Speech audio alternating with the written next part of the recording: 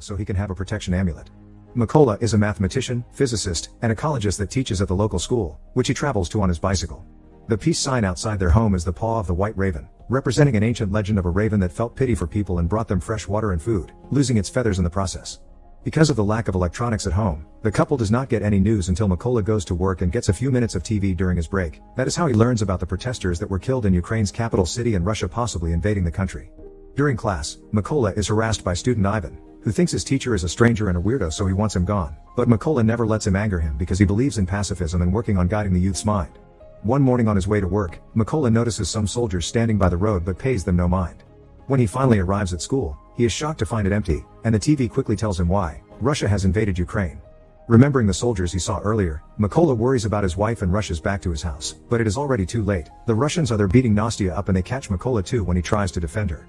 After the soldiers make sure they are not spies, they start a fire inside the house and leave. But when Nastya tries to retaliate by throwing a stone at them, the soldiers do not hesitate to shoot her before finally going away. Devastated, Mykola clings to his wife's body while watching his house burn down. Hours later, two members of the Ukrainian militia find Mykola, and after checking his identity to make sure he is an innocent civilian, they help him dig a grave for Nastya. Then they take him away with them to their base, although before leaving Mykola makes sure to take the wood angel with him as the last memory of his wife. The higher-ups at the base are not happy about the sudden arrival of a stranger because he could be a spy, but Mykola quickly proves himself by saying he wants to join the army and drive the Russians out of their country. From then on, Mykola is sent to a heavy training course where he must learn to exhaust his body and use firearms, two things that as a pacifist he has never done before. Disassembling and assembling weapons is particularly hard for him and it earns him the mockery of his superiors, especially when he announces he has chosen Raven as a codename. Mykola does not let them put him down and trains extra hard, staying up late with weapon practice and keeping the wood angel close so he never forgets his objective, getting revenge for his wife. A few weeks later, the trainees learn there are not enough snipers at the front and the army is looking for volunteers for the job. Not many people are interested, but Mykola immediately volunteers, only to be met with more mockery. Still not willing to give up, Mykola takes a challenge to prove himself. He disassembles and reassembles an AK-47 while blindfolded in under 20 seconds, finally earning everyone's respect. They also start calling him Raven as he wanted. The theoretical part of sniper training comes easily to Mykola thanks to his knowledge of mathematics and physics, being able to do calculations faster than the teachers themselves. He is also excellent at following the number one rule, which is keeping absolutely still and quiet, even when an instructor shoots at the ground near him. Unfortunately, he does not do well when it comes to the actual shooting because for some reason, they have given him a different weapon from everybody else, the kind of firearm that is not apt for war sniping. Whenever Mykola points this out, he is told to deal with it. Once again, Mykola refuses to give up and makes a plan to prove what he can do. The last sniper test is during the night, and the trainees must shoot as soon as a flare shot by the instructor gives them enough light around their subjects. However, Mykola does not shoot yet. He uses the light to calculate the distance and once the exam is over, then he shoots under complete darkness and hits the target exactly in the center, something nobody else managed.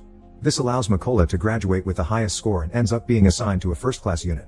For his first mission, Mykola and his fellow snipers must free an important checkpoint that has been captured by the Russians. The team successfully sneaks into the area without being detected and each sniper gets assigned a target, but when they are about to shoot, they must pause the plan because a civilian car approaches the checkpoint. The Russian soldiers make the two civilians come out and hand in their passports, refusing to give them back when they ask the couple to leave. The man makes a scene as he demands to be given his things back, causing the Russian soldiers to respond with violence. Mykola's team notices this and immediately attacks, killing every soldier with quick efficient shots, including the guy that tries to hold the civilian woman hostage. Once the mission is over, the team hangs the Ukrainian flag to retake control of the checkpoint. When they return to base, Mykola hears his fellow newbies have left on a different mission, so he uses this moment of downtime to visit the school he used to work at, finding himself deeply moved by the desolate sight of the dusty classrooms.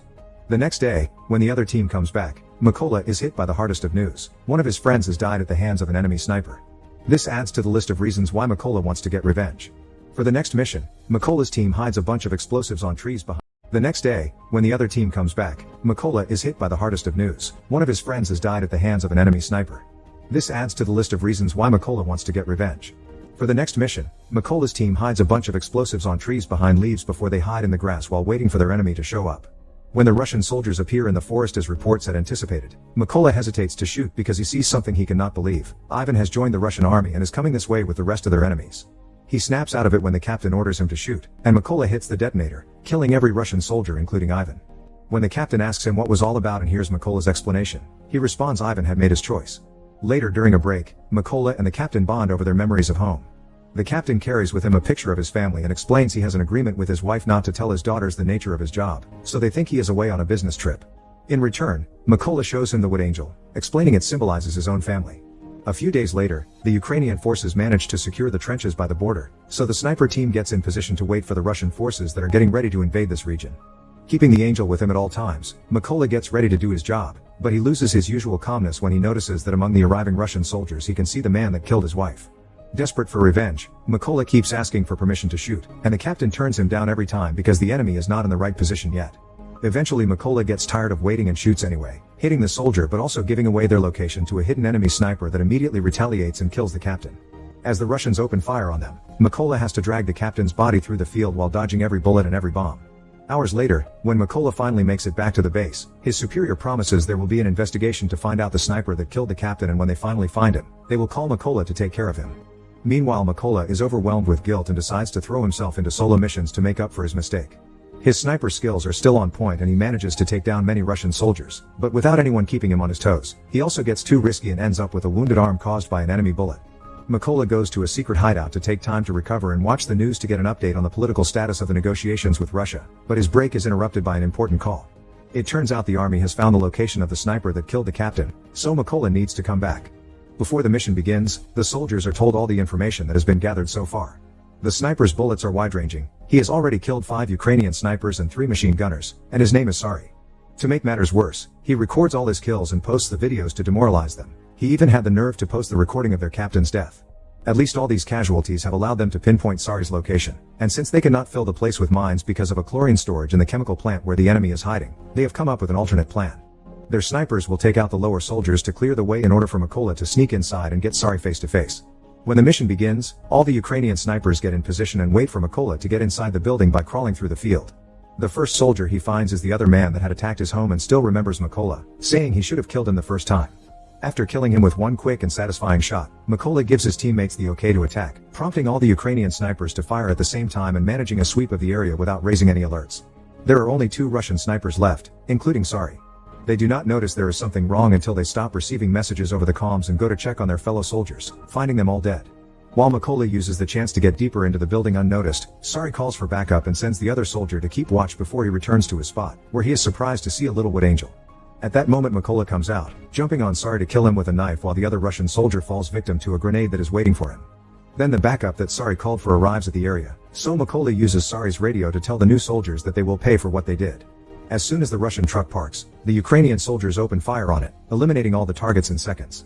Now that Mykola has avenged his wife, his friend, and his captain, he decides to take a break and go back home to visit Nastia's grave, making sure to fix the cross that had fallen.